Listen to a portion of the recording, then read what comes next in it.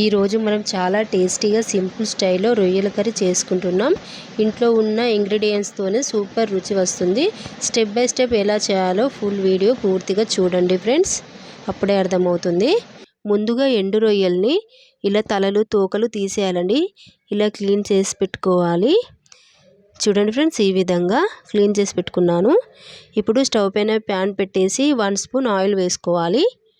Oil వేడిన తర్వాత రొయ్యలు వేసుకొని ఫ్రై చేసుకోవాలండి. కొందరు ఇక్కడ ఏం చేస్తారంటే పెనం మీద వట్టిగానే వేపుతారండి ఈ రొయ్యలని. అలా కాకుండా ఇలా 1 స్పూన్ ఆయిల్లో ఇలా ఫ్రై చేసుకోండి. టేస్ట్ సూపర్గా ఉంటుంది, స్మెల్ కూడా అస్సలు రాదండి.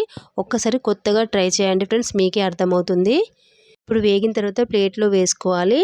ఇప్పుడు అదే ప్యాన్లో 2 స్పూన్స్ ఆయిల్ వేసుకోవాలి. ఆయిల్ వేడైన తర్వాత కొంచెం చెక్క, ఒక ఇలాచి, ఒక 3 లవంగాలు వేసుకోవాలండి. అవి కొంచెం వేగిన తర్వాత కట్ చేసి పెట్టుకున్న 3 ఉల్లిగడ్డలు వేసుకున్నానండి. ఇలా వేసుకొని ఇలా చక్కగా కలుపుకోవాలి. ఇలా కలుపుకున్న తర్వాత ఇప్పుడు కట్ చేసి పెట్టుకున్న 4 పచ్చిమిర్చిలు వేసుకొని కలుపుకోవాలి. ఇలా కలుపుకున్న తర్వాత ఇప్పుడు మూత పెట్టి 2 నిమిషాల పాటు ఉడికించుకుందాం. స్టవ్ సిమ్లో పెట్టి మూత తీసి చూద్దాం ఫ్రెండ్స్. 2 నిమిషాల తర్వాత ఉల్లిగడ్డ ముక్కలన్నీ మంచిగా ఫ్రై అయ్యాయి కదండి. చూడండి, ఇప్పుడు 1/2 స్పూన్ పసుపు, 1 స్పూన్ అల్లం వెల్లుల్లి పేస్ట్ వేసి పచ్చివాసన పోయే వరకు ఇలా మంచిగా చక్కగా ఫ్రై చేసుకోవాలి. ఇప్పుడు కట్ చేసి పెట్టుకున్న టమాటాలు వేసుకోవాలండి. వేసుకొని ఇవి కూడా కలుపుకోవాలి. చాలా ఈజీగా త్వరగా చేసేస్తారండి. టేస్ట్ కూడా చాలా బాగుంటుంది. ట్రై చేయండి ఒక్కసారి. ఇప్పుడు మూత పెట్టి 2 నిమిషాలు ఉడికించుకుందాం. 2 నిమిషాల తర్వాత చూడండి, టమాటాలన్నీ 80% మంచిగా ఉడికిపోయాయి కదండి. చూడండి ఫ్రెండ్స్, ఈ విధంగా ఇలా ఉడికిన తర్వాత ఇప్పుడు కారం వేసుకుందాం. 2 స్పూన్స్ కారం వేసుకుంటున్నాను. కొంచెం ఎక్కువనే వేసుకుంటున్నానండి. రుచికి సరిపడా సాల్ట్ వేసుకొని మంచిగా కలుపుకోవాలి. కారం ఉప్పు మొత్తము కలిసేటట్టు మొత్తం కలుపుకోవాలి. ఇప్పుడు రొయ్యలు వేసుకుందామండి. ఫ్రై చేసి పెట్టుకున్న రొయ్యలు వేసి మంచిగా కలుపుకోవాలి.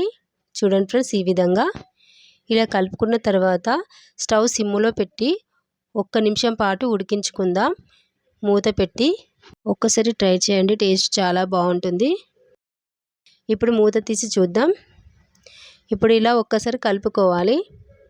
ఇలా కలుపుకొని 1 గ్లాస్ వాటర్ పోసుకోవాలండి.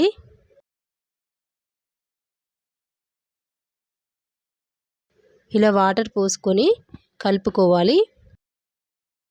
చాలా బాగుంటుంది ఫ్రెండ్స్, ట్రై చేయండి. ఇలా కలుపుకొని ఒక 2 నిమిషాల పాటు స్టవ్ పైన మూత పెట్టి ఉడికించుకుందాం. ఒక 2 నిమిషాల తర్వాత చూడండి, ఇలా చక్కగా ఉడికిపోయాయి. రొయ్యలు టమాటాలు అన్నీ చక్కగా ఉడికిపోయాయి కదా.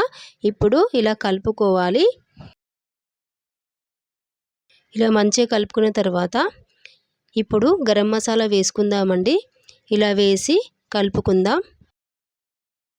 ఈ కర్రీ అయితే చాలా బాగుంటుంది ఫ్రెండ్స్, ట్రై చేయండి. స్మెల్ అసలే రాదు, రొయ్యల స్మెల్. వాటర్ మొత్తం ఇంకిపోయి ఆయిల్ సపరేట్ అయ్యే వరకు ఇలా ఉడికించుకోవాలండి. చూడండి ఫ్రెండ్స్, ఈ విధంగా ఆయిల్ మొత్తం పైకి వచ్చింది కదా. రొయ్యల కర్రీ రెడీ అయినట్టండి. ఇప్పుడు చివరిగా కొత్తిమీర వేసుకొని కలుపుకోవాలి. చూడండి ఫ్రెండ్స్, చాలా ఈజీ కదండి చేయడానికి. కర్రీ అయితే ఇంట్లో ఉన్న వాటితోనే ఈజీగా చేసుకోవచ్చు. కడుపు నిండా కమ్మగా తినొచ్చండి. ఈ వీడియో మీకు నచ్చితే లైక్ చేయండి, సబ్స్క్రైబ్ చేయండి. మన ఛానల్లో ఈజీగా చేసుకునే వంటలు ఉన్నాయండి. ఫుల్ వీడియోస్కి వెళ్ళి చూడండి ఫ్రెండ్స్.